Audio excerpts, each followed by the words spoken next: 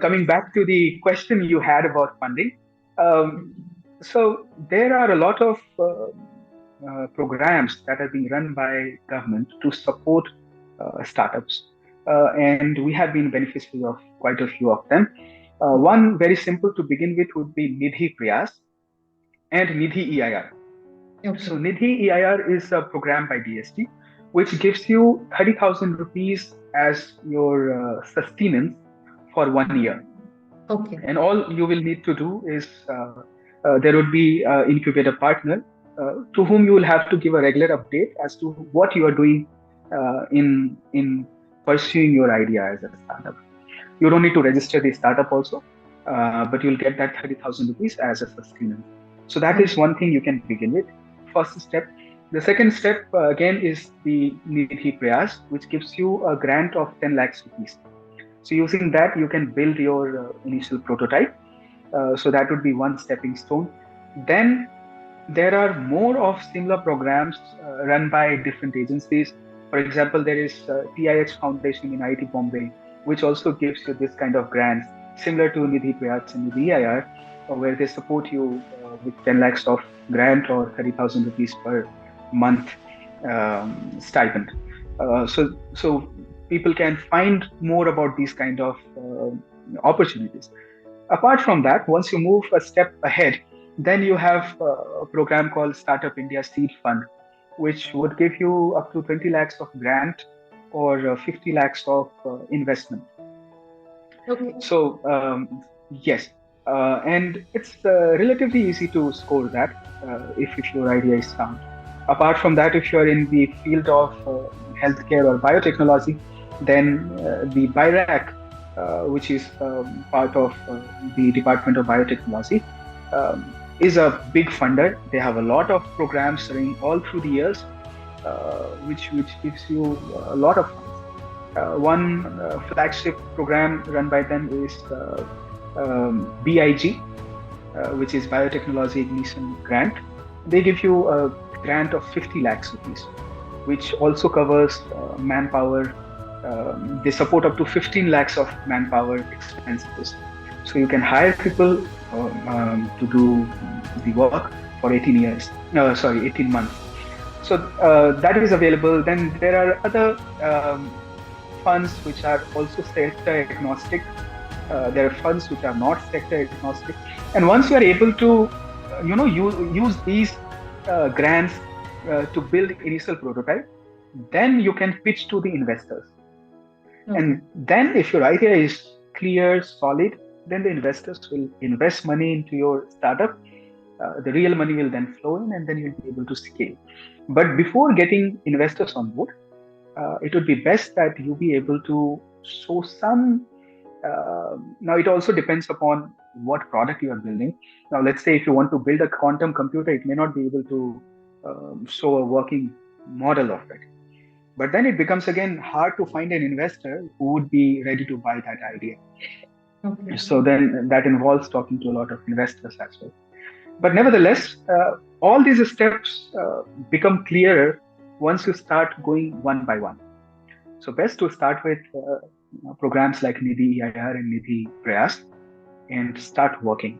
And that will drive you towards the best source of fund itself.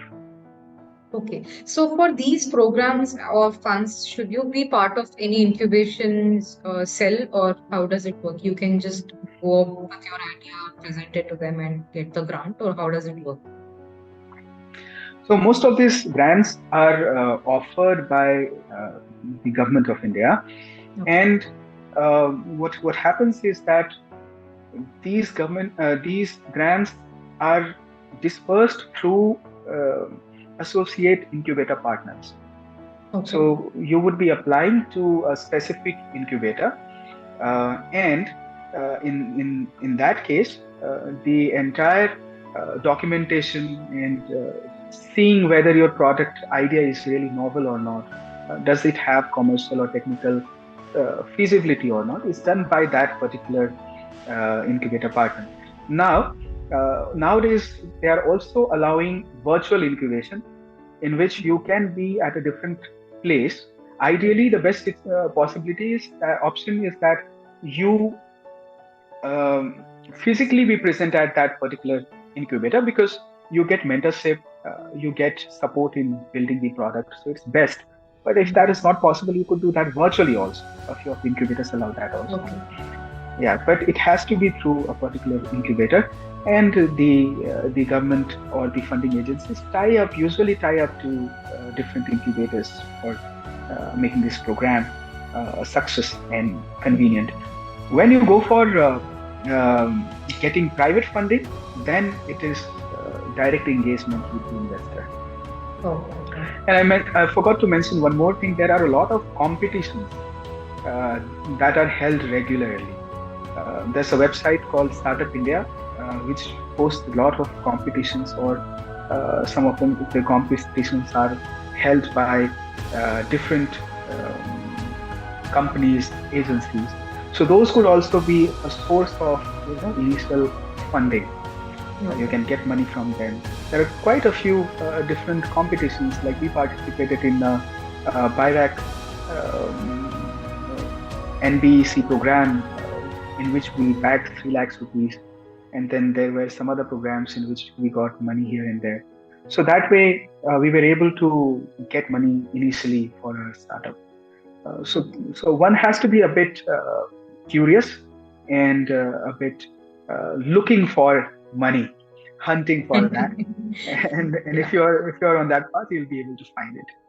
Yeah, definitely. And okay, so one more question.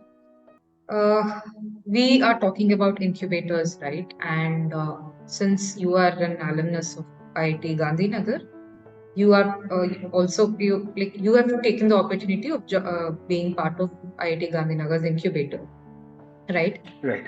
Now, let's say somebody is not from a tier one, tier two college whose college doesn't have an incubator. How easy is it for them to approach these incubators from IITs, NITs, or IIITs and be a part of those incubator, get fund, get support from them? How easy is that? Very easy. If you Yeah. have a good idea, if you have idea that can be really translated into a product, into a scalable business, and if your vision is clear, I would say, or let's say for initial phase, if you just have an idea what uh, a sane person can think that this can lead to a logically lead to a product, it's easy to get into any of these incubators. In fact, at the IIEC, which is the incubator at IIT Gandhinagar, we have a lot of startups which are from local colleges. Okay. So it literally doesn't create a lot of difference whether you are from IIT or you are from a normal college, if you have a good understanding of what you want to make. Okay. Right. So I think it's more like there are a lot of opportunities out there for people who are ready to invest their time into startups, but a lot of people don't know about this in a lot of cases. But like you said, once you start hunting for stuff, you are definitely going to reach that place. Yeah, that's Right. The thing is, see, startup again is not for everyone, because it takes a lot of efforts. And going midway, if you think that within a year you'll be able to create a startup which is going to be a unicorn, or you're going to make a lot of money, that's not happening. It's a difficult way, it's a difficult path. Not everyone can take. Lot you have to sacrifice for it. You will be penniless for a lot of time. You would be able to pay your employees, but may not be able to pay yourself, right? So I had a colleague who was a doctor, and he told me his story that he was making a lot of money when he was a doctor. He left his job. People thought he had gone crazy. There was a point of time in his life when just to make a 50 rupees recharge, he had to bug his friend. So he lived that life as well. And today he's in a situation where he's exporting his product to multiple countries, right? So you have to go through that phase as well. So it's not as glamorous as it is shown on Shark Tank India, right?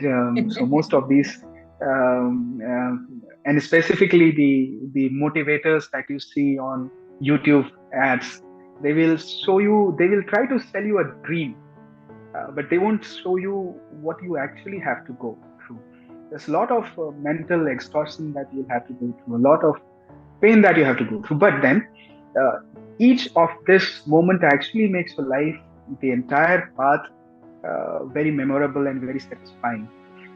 To see that you are able to do something different, right? So it would not be for everyone. But then, how would you know whether this is for you until unless you give it a try? So one thing that I have heard from a lot of experienced people in this field is don't get emotionally attached to the idea of startup. So Okay. because many of the ideas may not actually convert into a successful business model. But if if you're dedicated to a startup, your initial idea may not work, but the second idea will work. The second idea doesn't work, the third idea will work. There are quite a few. In fact, even if you try to look into the history of successful uh, entrepreneurs, you'll see that in many cases their first idea didn't work at all. But because they were persistent, exploring, understanding more and more, their upcoming ideas actually turned into a very successful business, right? So that is important. If you can persist, you will definitely make the best out of it. But that being said, it's not for everyone. But how do you know whether it is for you or not? Yeah, and like the thing you were mentioning, society expects your graph, especially your financial graph, to be like this. But when you're really passionate Exactly. about something, it could be like this. But this peak is going to be way far from the plain graph that you see. Yeah. It does. They say it's a high risk, high reward game, and it is. And that's why what is important is your passion.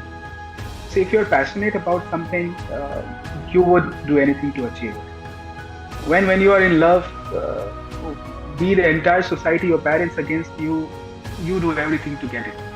The same thing with the startup. If you're in love with the startup, if you're in love with the idea you want to pursue, you will do anything to get it. Otherwise, any small difficulty you find in the past, you would want to leave it. That happens. Uh, Yeah, agreed. And a nice metaphor.